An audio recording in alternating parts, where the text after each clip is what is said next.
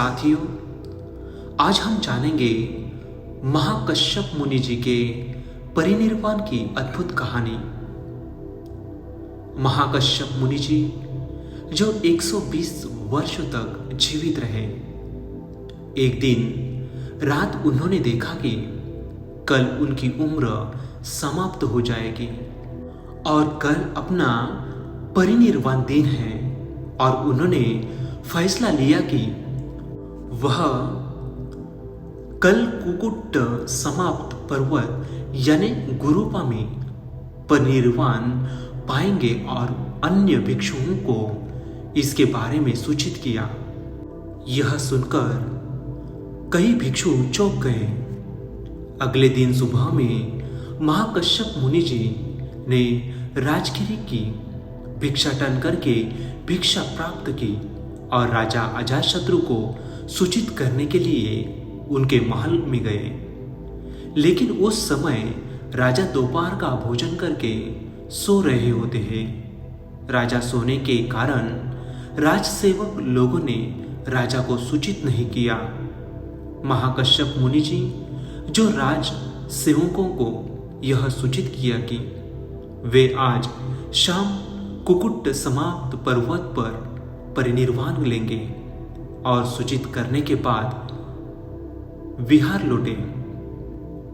तब उन्होंने कुकुट समाप्त पर्वत यानी गुरुपा पर पहुंचे और उसके स्थान को इकट्ठे हुए महासंघ और जनता को धर्मोपदेश देकर बहुत से वृद्धि चमत्कार दिखाया।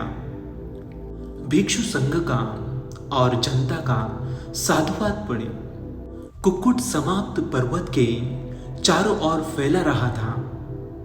महाकश्यप मुनि जी गुरुपा के 3 शिखर के बीच में गए थे, तो देवेंद्र ने वहां एक आसन रखवाया और फूलों और दियों से सजावट की। तब महाकश्यप मुनि जी उन 3 शिखर के अंदर देवराज इंद्र द्वारा रखे आसन पर बैठे और बैठकर ऐसे अधिष्ठान किया कि ये तीनों शिलाएं आपस में जुड़ जाए, ताकि मेरे परिनिर्वाण के बाद मेरे शरीर को कोई खतरा न हो, मेरे चारों और सुगंधित फूल खराब न हो, जले हुए दियों को बुझा न हो। जब भगवान मैत्री बुद्ध जो भविष्य में दुनिया में प्रकट होंगे, यहाँ अपनी भिक्षु संघ के साथ आएंगे और मेरे शरीर को अपनी दाहिनी हथेली में धारण करेंगे और भिक्षु संघ सहित लोगों को शरीर दिखाएंगे। और ये तीनों शिलालेख राजा अजातशत्रु के लिए खोल दी जाए, जो यह सुनकर कि मेरा परिनिर्वाण हो गया है, यहाँ मेरी पूजा करने आते हैं। राजा द्वारा पूजा समाप्त करने के बाद तीनों शिलाओं को आपस में वैसे ही जुड़ जाने दे जैसे वे थी। ऐसे अधिष्ठान करने के तुरंत उस 3 पर्वत शिखर आपस में जुड़े। तब महाकश्यप जी क्रमश 4 रूप ध्यान, अरूप ध्यान, निरोध समापत्ति ध्यान करके उठे। परिनिर्वाण पा लिया थे। राजा अजातशत्रु ने महाकश्यप मुनि जी के परिनिर्वाण के बारे में जान लिया।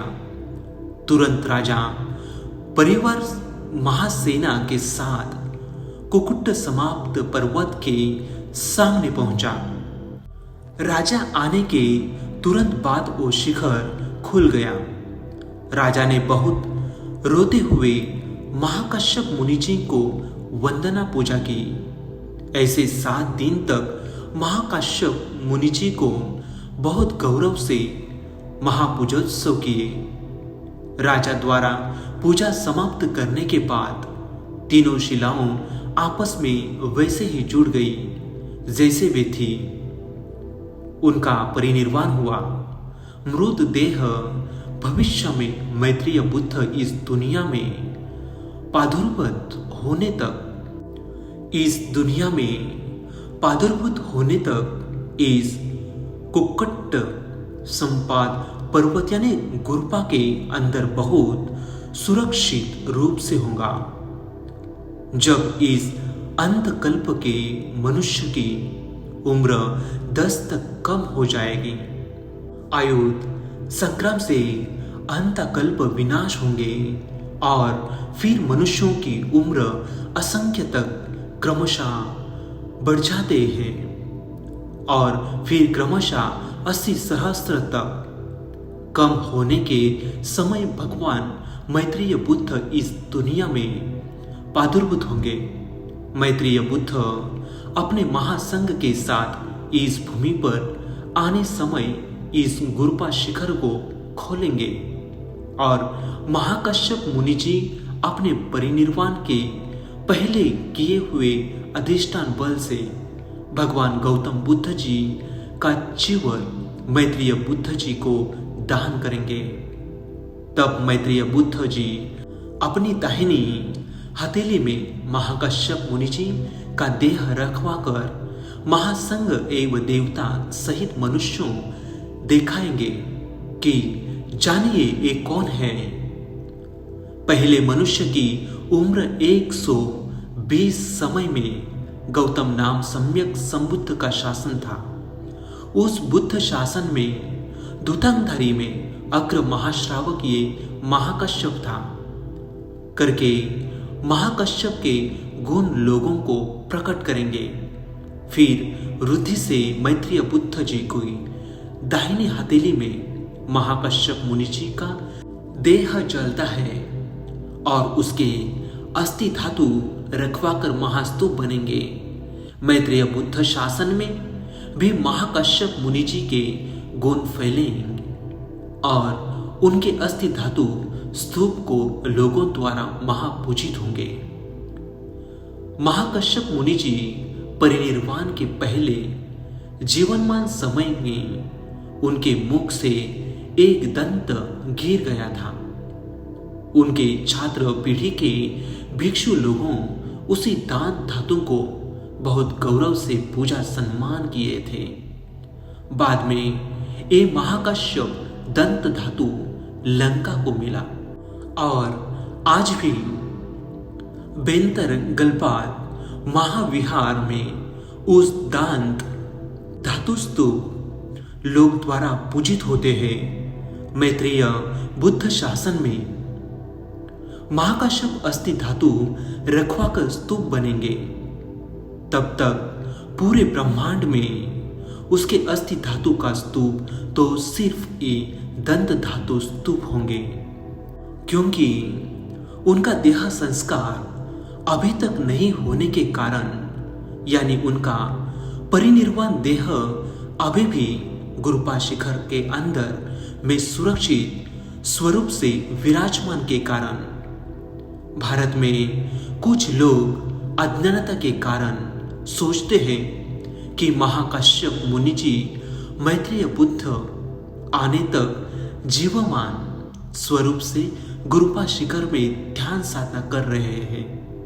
लेकिन ये एक मिथ्या धारणा है, क्योंकि उनके परिनिर्वाण के बाद मैं ये सभी असली जानकारी संपिंडित महानिधान नाम प्राचीन बौद्ध ग्रंथ एवं बहुत से अट्ठकथाओं में उपलब्ध है और अरहंत पद समाधि में रहने वाले अरहंत मुनि लोग भी 7वें दिन समाधि से उठते हैं।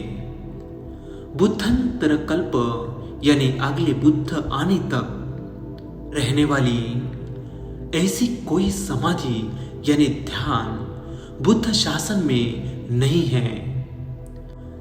योतायादो बुद्ध सेठस